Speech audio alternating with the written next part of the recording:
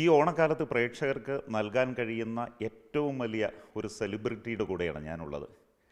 98ാമത്തെ ചിത്രം, അതും അക്ഷയ് കുമാർ, സെയ്ഫ് അലി ഖാനും പ്രധാന കഥാപാത്രങ്ങളായി വരുന്നു. എന്തായാലും അദ്ദേഹം ഇപ്പോൾ നമ്മളോടൊപ്പം ഉണ്ട്. 98ാമത്തെ ചിത്രം.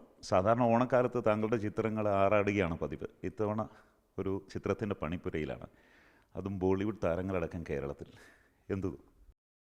അങ്ങനെയൊന്നുമില്ല. ഇത് 98 സിനിമയാവണം, 100 സിനിമയാവണമെന്നൊന്നും വെച്ചല്ല സിനിമ തുടങ്ങിയത്. എല്ലാം എന്ന് പറഞ്ഞാൽ സംഭവിച്ചു പോയതാണ്. അപ്പം പല എൻ്റെ കൂടെ വർക്ക് ചെയ്ത ഒരുപാട് ആളുകൾ, എന്നെക്കാളും മിടുക്കന്മാരായ ഒരുപാട് സംവിധായകർ ഒക്കെ പലരും റിട്ടയർ ചെയ്തോ അല്ലെങ്കിൽ സിനിമ ഇല്ലാതിരിക്കുന്നവരൊക്കെ ഉണ്ട്.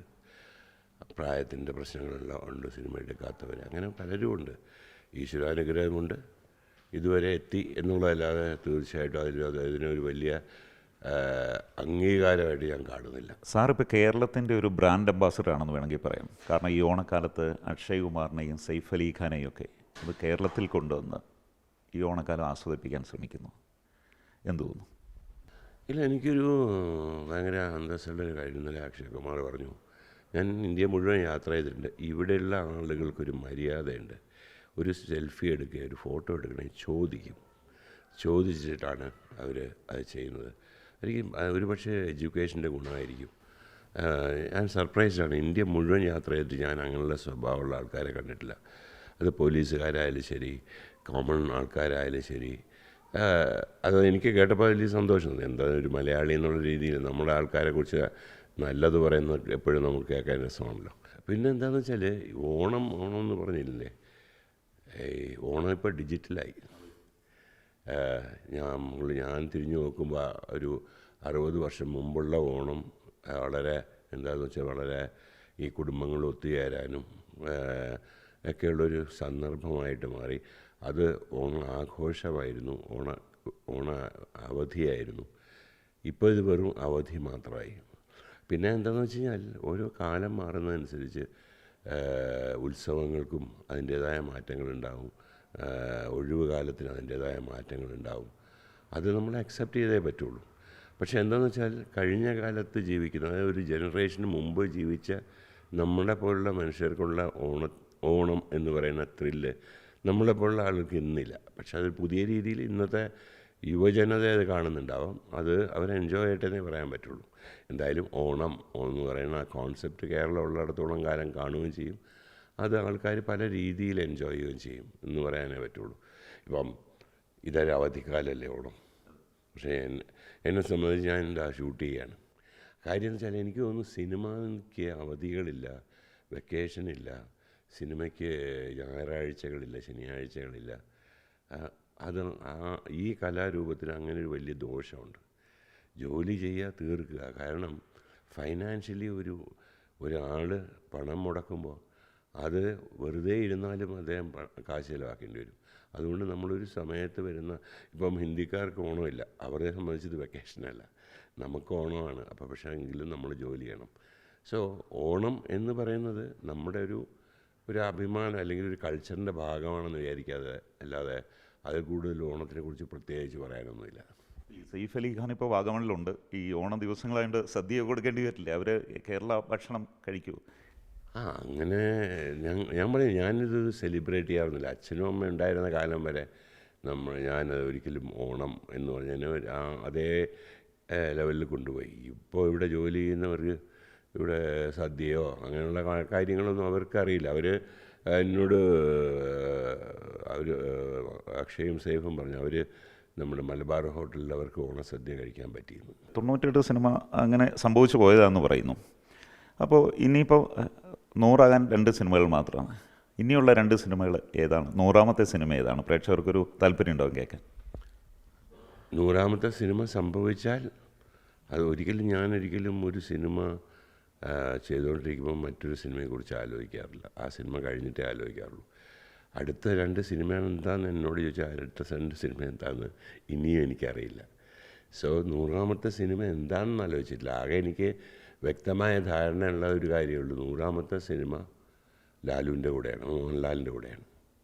അത് മാത്രമേ ഒരു വ്യക്തതയുള്ളൂ. മറ്റൊരു കാര്യത്തിൽ എനിക്ക് വ്യക്തത എന്ന് നടക്കും എപ്പോൾ തുടങ്ങും എന്നൊന്നും തീരുമാനിച്ചിട്ടില്ല. ഇതിനിടയ്ക്ക് ചില ഓൺലൈനിലൊക്കെ ഉണ്ട് ഈ 100ാമത്തെ സിനിമ കഴിയുമ്പോൾ വിരമിക്കും എന്നൊക്കെ പറഞ്ഞിട്ട് മടുത്തു റിട്ടയർ ചെയ്യണം എന്നൊക്കെ പറഞ്ഞ് ചില ഓൺലൈനുകളൊക്കെ വന്നു. എന്തെങ്കിലും യാഥാർത്ഥ്യം ഉണ്ടോ അത്? ഇല്ല, കാര്യം എന്ന് വെച്ചാൽ അങ്ങനല്ല. പ്രായമാകുമ്പോൾ നമ്മൾക്ക് ആരോഗ്യപരമായ പ്രശ്നങ്ങൾ എല്ലാവർക്കും ഉണ്ടാകുന്ന പോലെ എനിക്കും എൻ്റേതായ പ്രശ്നമുണ്ട്. പഴയ പോലെ ഓടി നടന്ന് ഷൂട്ട് ചെയ്യാനൊന്നും പറ്റത്തില്ല. അപ്പോൾ 100 സിനിമ എത്തിയാൽ ഇപ്പോഴും ഞാൻ 100 സിനിമ എത്തുമെന്ന് വിശ്വസിക്കുന്ന ഒരാളല്ല. കാര്യം സിനിമയിൽ നമുക്ക് ഒന്നും പറയാൻ പറ്റില്ല, എവിടം വരെ പോകും എന്താകും എന്നൊന്നും സിനിമയെക്കുറിച്ച് പറയാൻ പറ്റില്ല.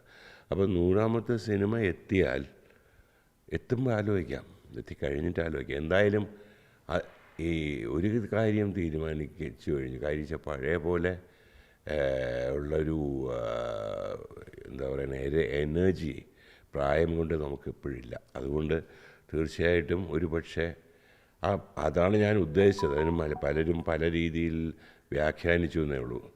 കാര്യം ആരോഗ്യമുള്ളത് വരെ ജോലി ചെയ്യുക എന്നുള്ള ഒരു കാര്യമാണ് ഞാൻ ഉദ്ദേശിച്ചത്. അല്ല അതിന് മുകളിലല്ലാണ്ട് ഞാൻ ഇത് കഴിഞ്ഞാൽ പിന്നെ സന്യാസത്തിന് പോവുകയാണെന്നൊന്നും ഞാൻ പറഞ്ഞില്ല. അത് സംഭവിക്കട്ടെ, സംഭവിച്ച് കഴിഞ്ഞിട്ട് ആലോചിക്കാം. പ്രായത്തിൻ്റെ കാര്യം പറയുമ്പോൾ പല സീനിയർ ഡയറക്ടേഴ്സിൻ്റെയൊക്കെ ഫ്രെയിമിലും ആ പ്രായം വരാറുണ്ട്, അവർ കഥ പറയുന്ന രീതിയിൽ. പക്ഷേ താങ്കളുടേത് അങ്ങനെയില്ല. ഒപ്പം അതിനുശേഷം ലാസ്റ്റ് കൊറോണ പേപ്പേഴ്സ്. അപ്പോൾ ഓരോ സിനിമകളും മേക്കിങ്ങിൽ ഭയങ്കര ഡിഫറൻസാണ് വരുന്നത്. ഒരുപക്ഷെ പുതിയ സംവിധായകരെ പോലും വെല്ലുന്ന രീതിയിൽ മേക്കിംഗ് വരുന്നു. അപ്പോൾ അതുകൊണ്ട് ആ രീതി എങ്ങനെ അവലംബിച്ചെടുക്കുന്നു? ഇപ്പോൾ സാറ് പ്രായമായി എന്ന് പറയുമ്പോഴും ഓരോ സിനിമ സംഭവിക്കുമ്പോഴും മേക്കിങ്ങിൽ ഭയങ്കര ഡിഫറൻസാണ്. മേക്കിങ്ങിൽ ഉണ്ടാകുന്ന ഡിഫറൻസ് എന്തുകൊണ്ടാണെന്ന് വെച്ചാൽ നമ്മൾ സിനിമയെ അപ്ഡേറ്റ് ചെയ്യുന്നതുകൊണ്ടാണ്. ഞാൻ പൂച്ചയ്ക്കൊരു മൂക്കുത്തി തുടങ്ങിയ സമയത്ത് അല്ലെങ്കിൽ കുയിലിനെ തേടി എഴുതിയ സമയത്ത് ഉണ്ടായിരുന്ന ഒരു സിനിമയെക്കുറിച്ചുള്ള ബോധമല്ല ഇന്ന് എനിക്കുള്ളത്. കാലത്തിനനുസരിച്ച് ഞാൻ ആകെ ചെയ്തിട്ടുള്ളൊരു കാര്യം അപ്ഡേറ്റ് ചെയ്തുകൊണ്ടിരുന്നു എന്നാണ്. ഈ അപ്ഡേറ്റ് ചെയ്യാത്ത ചില സംവിധായകർ അതാണ് ഞാൻ പറഞ്ഞത്, എന്നെക്കാട്ടിലും മിടുക്കരായ ചില സംവിധായകർ അപ്ഡേറ്റ് ചെയ്യാത്തതുകൊണ്ട് മാത്രം ഫീൽഡിൽ നിന്ന് പുറത്തു പോയിട്ടുണ്ട്. So updating is A must. ഇന്നത്തെ കാലത്ത് സിനിമയുടെ രീതി, സിനിമയുടെ എഡിറ്റിങ്, സിനിമയുടെ സൗണ്ട് ലേയിങ്, ഇതെല്ലാം പുതിയ അനലോഗിൽ നിന്ന് ഡിജിറ്റലായപ്പോൾ തന്നെ സിനിമ ഒരുപാട് മാറിപ്പോയി. സോ അത് അപ്ഡേറ്റ് ചെയ്തുകൊണ്ടിരിക്കുക എന്നല്ലാതെ ടെക്നിക്കൽ എന്ന് പറഞ്ഞാൽ ഒരുപക്ഷെ എനിക്ക് സിനിമയില്ലാതെ വേറൊരു കാര്യത്തെക്കുറിച്ചും വലിയ ബോധമില്ല. എനിക്കൊരു ഫോണുണ്ട്, ആ പടം മെസ്സേജും ഇതും എടുക്കാനറിയാം. അതേസമയം നിങ്ങൾ എന്നോട് പുതിയ ക്യാമറയുടെ സെൻസേഴ്സ് എങ്ങനെയാണ് വർക്ക് ചെയ്യുന്നത്, അല്ലെന്നുണ്ടെങ്കിൽ what is the format of the new sound systems, എന്താണ് പ്ലഗിൻസൊക്കെ ചോദിച്ചാൽ ഞാൻ പിന്നെയും പറയാം. പക്ഷേ എനിക്ക് ഫോണിലാകെ അറിയാവുന്നത് മെസ്സേജ് അയക്കാനും ഇമെയിൽ നോക്കാനും മാത്രമേ ഉള്ളൂ. ഈ ആപ്പുകൾ ലോഡ് ചെയ്യാൻ പോലും എനിക്കറിയില്ല ശരിക്കും. ഞാൻ കുട്ടികളുടെ അടുത്ത് പറഞ്ഞാൽ അതൊക്കെ ചെയ്യുന്നത്. സോ ബട്ട് സിനിമയെക്കുറിച്ചാണെന്ന് വെച്ചാൽ നമുക്കത് പാഷനായതുകൊണ്ട് അതിനെക്കുറിച്ച് അപ്ഡേറ്റ് ചെയ്യാമെന്നതിന് വലിയ താല്പര്യമുണ്ട്. അത് ഞാൻ ചെയ്യാറുമുണ്ട്. അതാണ് കാര്യം. ഈ 98 സിനിമകളിൽ ഏറ്റവും ഇഷ്ടം തോന്നുന്ന സിനിമ ഏതാ? ഇപ്പോഴും എല്ലാം പ്രിയപ്പെട്ടതാണ്, പക്ഷേ ഇഷ്ടം തോന്നുന്നത് അങ്ങനെയല്ലേ? ഈ പറഞ്ഞ പോലെ എല്ലാം ഇഷ്ടം തോന്നുന്ന സിനിമകളാണ്. ചെറിയ 1, 2, 3 സിനിമകൾ മാത്രമേ എനിക്ക് ഇത് ചെയ്യേണ്ടായിരുന്നു എന്ന് തോന്നിയിട്ടുള്ളൂ. അതർവൈസ് എനിക്ക് പൊതുവെ എൻ്റെ സിനിമകളോടൊക്കെ എനിക്കിഷ്ടമുണ്ട്. പക്ഷേ ഇപ്പോൾ what is the best thing happened എന്ന് ചോദിച്ചാൽ എന്നെ മാനസികമായിട്ട് അല്ലെങ്കിൽ സംതൃപ്തി തന്ന ഏറ്റവും നല്ല ചിത്രം എന്താണെന്ന് എന്നോട് ചോദിച്ചാൽ ഞാൻ പറയുന്നത് കാഞ്ചീവരവും കാലാപാനിയാണെന്ന് പറയും. ഞാൻ താങ്കളെ വിലയിരുത്തിയാണെങ്കിൽ ഭാഗ്യവാനായൊരു ഡയറക്ടർ 98 സിനിമയൊക്കെ പൂർത്തിയാക്കുന്നത് അതിലേക്ക് പോകുന്നു. അതോടൊപ്പം തന്നെ ഇപ്പോൾ ഭാഗ്യവാനായ അച്ഛൻ എന്ന് ഞാൻ വിശേഷിപ്പിക്കും. കാരണം ഇപ്പോൾ പ്രണവ് മോഹൻലാലിന്, ദുൽഖർ സൽമാൻ മമ്മൂട്ടിക്ക്, ഇപ്പോൾ താങ്കളുടെ മോൾ കല്യാണി പ്രിയദർശിനി, ഇപ്പോൾ സമീപത്തിറങ്ങിയ സിനിമകളെല്ലാം ഭയങ്കര ഹിറ്റാണ്. ഭയങ്കര ഒരു ഭാവി വാഗ്ദാനമായിട്ട് സിനിമാ ലോകം കരുതുന്നു. വാസ്തവത്തിൽ മോളുടെ സിനിമകൾ കാണാറുണ്ടോ? സിനിമകൾ കാണാറുണ്ട്. പക്ഷേ നമ്മളോട് ഒരിക്കലും എന്ത് സിനിമയാണ് ചെയ്യുന്നതെന്നോ അതിൻ്റെ കഥ എന്താണെന്നോ ഒന്നും ഞാൻ ചോദിക്കാറില്ല. സിനിമകൾ വന്നാൽ കാണും, കണ്ടു കഴിഞ്ഞിട്ട് അതിലെന്തെങ്കിലും കുഴപ്പമുണ്ടെങ്കിൽ അതൊക്കെ ബെറ്ററാക്കാമായിരുന്നു, ഇങ്ങനെ ചെയ്യാമായിരുന്നു എന്ന് പറയും. അല്ലാതെ ഞാൻ എന്ത് സിനിമ ചെയ്യുന്നു, എവിടെ, ഏത് ഭാഷയിൽ ചെയ്യുന്നു ഒന്നും ഞാൻ ചോദിക്കാറില്ല. കാര്യം അത് ഞാനൊരിക്കലും എൻ്റെ മകളൊരു നടിയാകും എന്ന് വിചാരിച്ചിരുന്നില്ല. അത് സംഭവിച്ചു, അതിൻ്റെ വഴിക്ക് പോയി.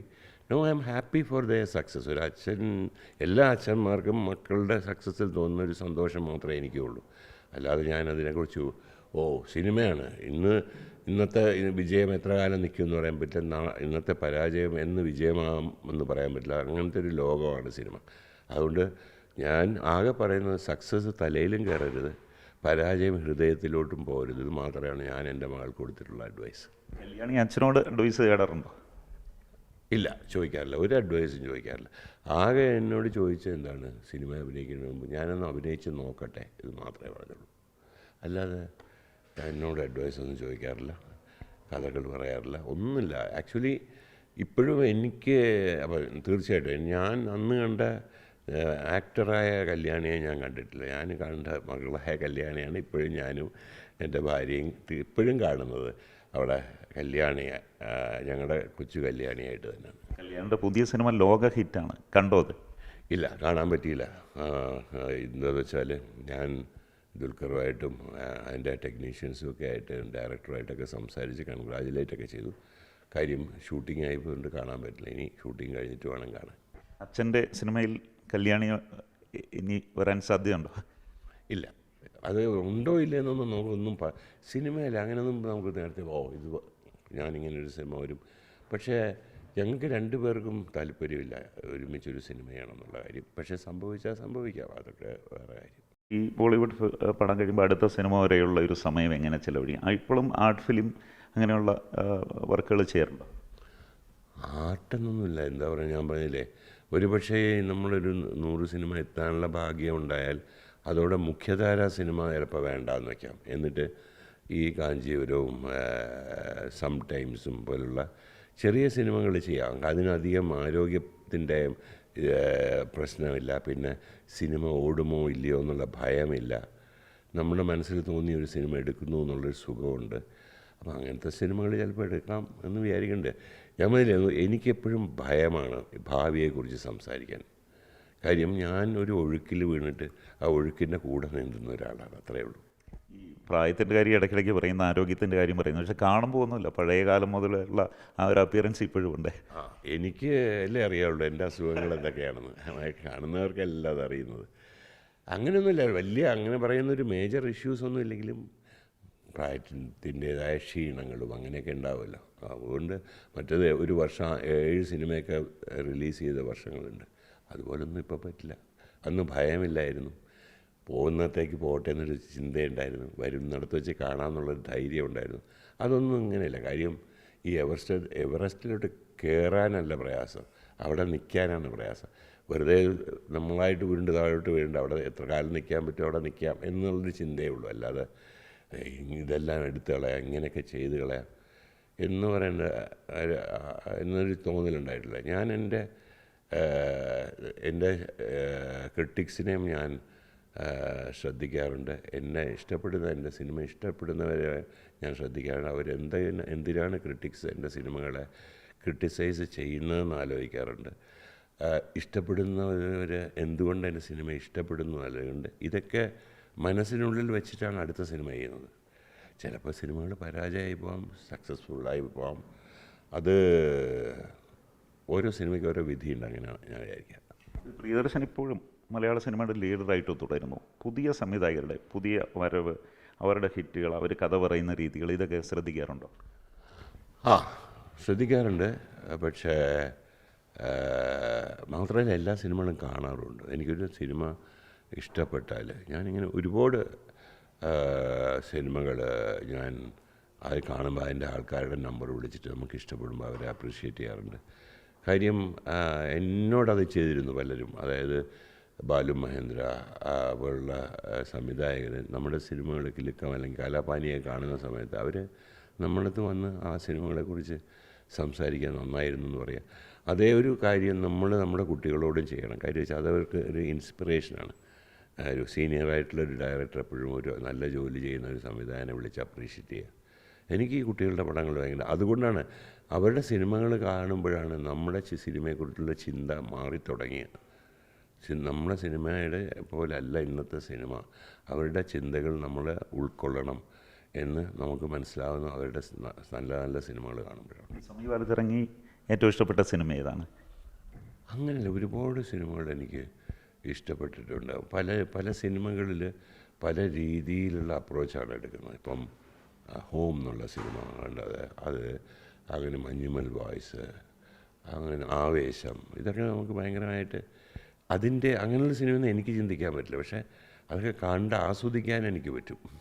എന്തായാലും 100ാമത്തെ സിനിമ ഏറ്റവും പ്രിയപ്പെട്ട ആ കൂട്ടുകെട്ട് പ്രേക്ഷകർ കാത്തിരിക്കുന്നു മോഹൻലാലിനൊപ്പം. വരട്ടെ, വന്നു കഴിഞ്ഞിട്ട് പറയാം. അതുവരേക്കും എവിടേക്ക് പോകണം അതിൻ്റെ കൂടെ പോകാം. വരുമ്പോൾ ആലോചിക്കാം. അത്രേ എനിക്കിപ്പോൾ പറയാനുള്ളൂ. ഈ ഓണ ദിവസം പ്രേക്ഷകരോട് എന്താ പറയുക? നിങ്ങളുടേതായ ഓണം നിങ്ങൾ എൻജോയ് ചെയ്യുക.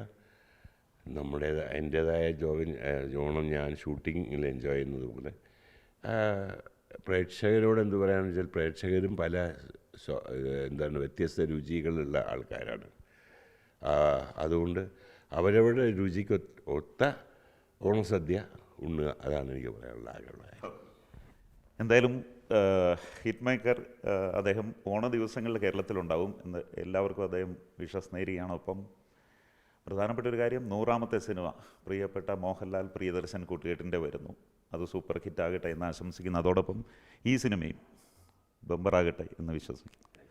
ക്യാമറമാൻ ബിനു തോമസാണ്, ഉനൈസാണ്. ഇവർക്കൊപ്പം ബിജു പങ്കജ്, മാതൃഭൂമി ന്യൂസ്.